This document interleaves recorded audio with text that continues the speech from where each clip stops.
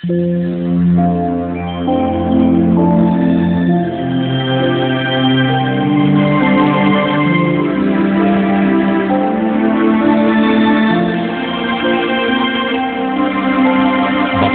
ang bumabasa at ang nangakikinig ng mga salita ng hula at tumutupad ng mga bagay na nasusulat doon, sapagkat ang panahoy malapit na.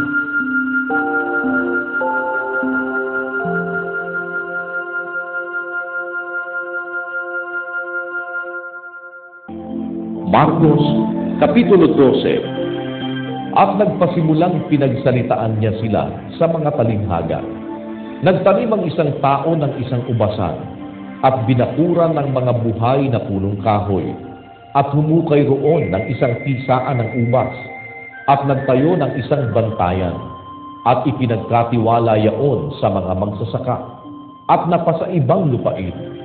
At sa kapanahunan ay nagsubo siya ng isang alipin sa mga magsasaka upang tanggapin niya sa mga magsasaka ang mga bunga ng ubasan. At hinawakan nila siya at hinampas siya at siya'y pinauwing walang dala. At siya'y muling nagsugo sa kanila ng ibang alipin at ito'y kanilang sinugatan sa ulo at dinuwahagi. At nagsugo siya ng iba at ito'y kanilang pinatay. At ang iba pang marami na hinampas ang iba at ang iba'y pinatay. Mayroon pa siyang isang sinisintang anak na lalaki. Ito'y sinubo niyang kahuli-hulihan sa kanila na sinasabi, igagalang nila ang aking anak. Datapwat ang mga magsasakang yaon ay nangagsang-usapan. Ito ang tagapagmana. Hali kayo, atin siyang patayin at magiging atin ang mana. At siya'y kanilang hinawakan at siya'y pinatay at itinaboy sa labas ng ubasan. Ano nga kaya ang gagawin ng Panginoon ng ubasan? Siya'y paroroon at pupuksain ang mga magsasaka at ibibigay ang ubasan sa mga iba. Hindi man lamang baga nabasa ninyo ang kasulatang ito. Ang batong itinakwil ng nangantayo ng gusali, ang siya ring ginawang pangulo sa panulo. Ito'y mula sa Panginoon at ito'y kagilagilalas sa harap ng ating mga mata. At pinagsikapan nilang hulihin siya at sila'y natakot sa karamihan sapagkat kanilang napaghalata na kanyang sinalita ang talinghaga laban sa kanila at siya'y iniwan nila at nagsialis. At kanilang sinubo sa kanya ang ilan sa mga Pariseo at sa mga Herodiano upang siya'y mahuli nila sa pananalita. At nang sila'y magsilapit, ay kanilang sinabi sa kanya, Guro, nalalaman namin na ikaw ay totoo at hindi ka nangingimi kanino man, sapagkat hindi ka nagtatangi ng mga tao, kundi itinuturo mong may katotohanan ang daan ng Diyos. Matuwid bagang bubuwis kay Cesar o hindi? Bubuwis baga kami o hindi kami bubuwis? Datapwat siya na nakatataho ng kanilang pagpapaimbabaw ay nagsabi sa kanila, Bakit ninyo ako tinutukso? Magdala kayo rito sa akin ng 1 denaryo upang aking makita. At dinalhan nila at sinabi niya sa kanila, Kanino ang larawang ito at ang nasusulat? At sinabi nila sa kanya, Kay Cesar. At sinabi sa kanila ni Jesus, Ibigay ninyo kay Cesar ang sa kay Cesar at sa Diyos ang sa Diyos. At sila'y nanggilalas na mainam sa kanya. At nagsilapit sa kanya ang mga Saduseo na nangagsasabi na walang pagkabuhay na mag-ulit.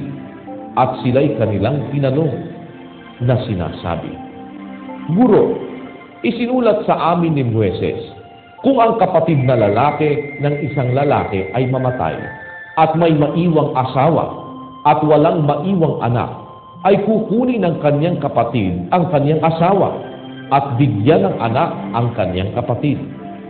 May 7 lalaking magkakapatid at nag-asawa ang panganay at nang mamatay ay walang naiwang anak. At nag-asawa sa bao ang pangalawa at namatay na walang naiwang anak. At gayon din naman ang pangatlo. At ang ika-7 walang naiwang anak. Sa kahuli-hulihan ng lahat ay namatay naman ang babae. Sa pagkabuhay na mag-uli, sino sa kanila ang magiging asawa ng babae? Sapagkat siya'y naging asawa ng 7. Sinabi sa kanila ni Jesus, "Hindi kaya nagkakamali kayo dahil diyan na hindi ninyo nalalaman ang mga kasulatan ni ang kapangyarihan ng Diyos? Sapagkat sa pagbabangon nilang muli sa mga patay ay hindi na mga aasawa ni papag-aasawahin pa, kundi gaya ng mga anghel sa langit. Ngunit tungkol sa mga patay na sila'y mga ibabangon, hindi ba ganinyo nabasa sa aklat ni Moises tungkol sa mababang punong kahoy kung paanong siya'y kinausap ng Diyos na sinasabi, 'Ako ang Diyos ni Abraham at ang Diyos ni Isaac at ang Diyos ni Jacob?' Hindi siya ang Diyos ng mga patay, kundi ng mga buhay. Kayo'y nagkakamaling lubha." At lumapit ang isa sa mga eskriba at nakarinig ng kanilang pagtatalo.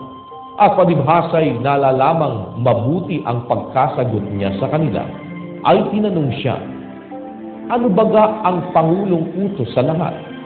Sumagot si Jesus, "Ang Pangulo ay, pakinggan mo, O Israel, ang Panginoon nating Diyos, ang Panginoon ay iisa, at iibigin mo ang Panginoon mong Diyos ng buong puso mo, at ng buong kaluluwa mo, at ng buong pag-iisip mo, at ng buong lakas mo.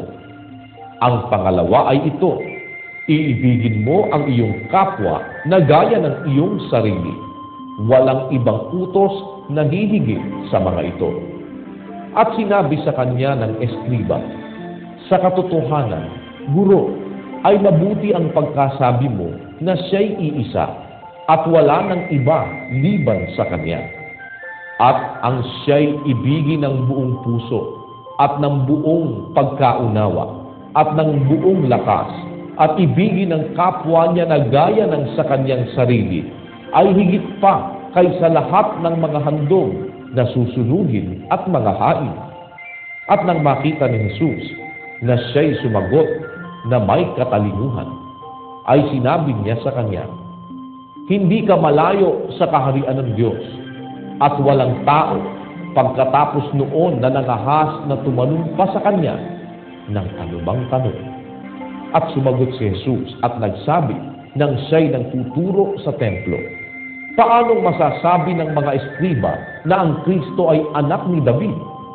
Si David din ang nagsabi sa pamamagitan ng Espiritu Santo, 'Sinabi ng Panginoon sa aking Panginoon, maupo ka sa aking kanan hanggang sa gawin ko ang iyong mga kaaway na tuntungan ng iyong mga paa.' Si David din ang tumatawag na Panginoon sa kanya. At paano ngang siya'y kanyang anak? At ang mga karaniwang tao ay nangakikinig sa kanyang may galang."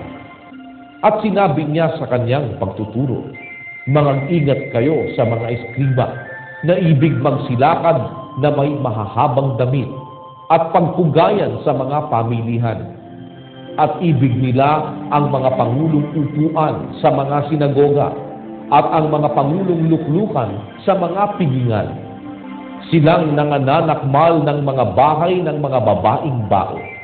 At dinadahilan ay ang mahahabang panalangin.